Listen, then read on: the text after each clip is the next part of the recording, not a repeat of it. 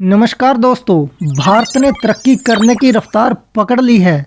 साल 2022 बीत चुका है और एक्सपोर्ट के मामले में जो आंकड़े हैं आना शुरू हो गए हैं। वित्त वर्ष 2022 में भारत का ऑटोमोबाइल निर्यात 35.9% बढ़ा है। दोस्तों, जिस जगह की मैं बात कर रहा हूँ वो साउथ इंडिया की जगह है। तमिलनाडु के अंदर चेन्नई में पड़ती है और इस सिटी के अंदर जो पोर्ट्स हैं उनके आंकड़ों ने हैरान कर दिया है, जिसकी बहुत बड़ी खबर बन चुकी है। अब आप पूछोगे कि खबर क्या है। चेन्नई के दो प्रमुख बंदरगाहों ने सामूहिक रूप से कैलेंडर वर्ष 2022 के दौरान विभिन्न देशों को लगभग 3.64 लाख वाहनों के निर्यात की सुविधा प्रदान की है, जो साल दर साल 26% की वृद्धि के साथ लगातार बढ़ रही है। अब आप पूछोगे ये दो पोर्ट्स कौन से हैं, इन पोर्ट्स का नाम क्या है। इन पोर्ट्स का नाम है चेन्नई पोर्ट ट्रस्ट लिमिटेड और दूसरे का नाम है कामराजार पोर्ट लिमिटेड। अब मैं आपको गूगल मैप्स पर इन दो पोर्ट्स की लोकेशन बताने वाला हूं।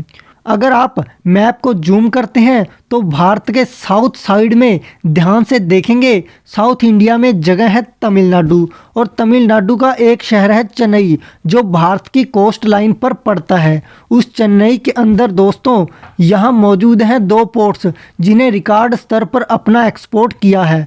दोस्तों, जो ये साउथ इंडिया है ना, इसके लिए बहुत फ़ायदे का सौदा है। अब आप पूछोगे कि कैसे, क्योंकि दोस्तों जो ये तमिलनाडु है ना, ये भारत के कोस्ट लाइन पर पड़ता है और ये कोस्ट लाइन बहुत लंबी है, क्योंकि जितनी भी बड़ी बड़ी फैक्ट्रियां भारत के अंदर लगती हैं और उसको दूसरे देशों के साथ व्यापार करना, वह सारा समुद्र के रास्ते होता है। चाहे वह सामान पंजाब, हरियाणा, चंडीगढ़, यूपी, बिहार, चाहे उत्तराखंड या फिर हो हिमाचल में बने, क्योंकि वह बना हुआ सामान सबसे पहले भारत के पोर्ट पर जाएगा और उसके बाद वह दुनिया के अलग अलग देशों में एक्सपोर्ट कर दिया जाता है और यह सामान किसी भी कोने में भेज सकता है। यहाँ से जब सामान एक्सपोर्ट होता है तो इनको रेंट मिलता है और यह जो फैसिलिटी है ना दोस्तों, ये पंजाब, हरियाणा, हिमाचल, उत्तराखंड में उपलब्ध नहीं है, क्योंकि वो लैंड लॉक्ड स्टेट्स हैं। दोस्तों, हाल ही में मारुति सुजुकी ने अफ्रीका और मध्य लैटिन अमेरिका, आसियान और सार्क क्षेत्रों में विभिन्न देशों में लगभग 20,000 वाहनों के निर्यात के लिए केपीएल के साथ एक समझौता भी किया है।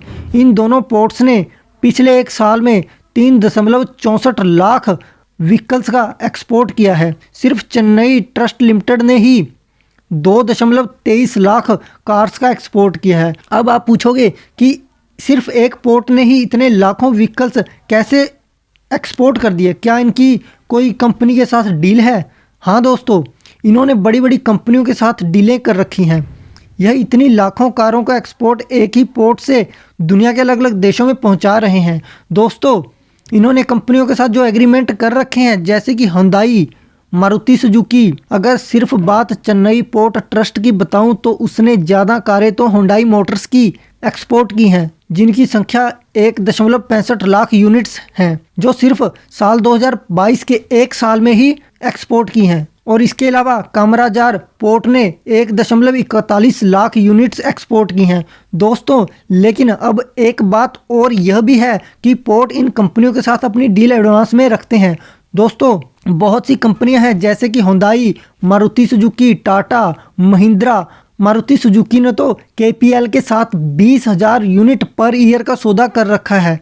वह केपीएल पोर्ट के ऊपर से एक्सपोर्ट होंगी, जो कि Africa, middle east, Latin America, north region में सप्लाई की जाएंगी।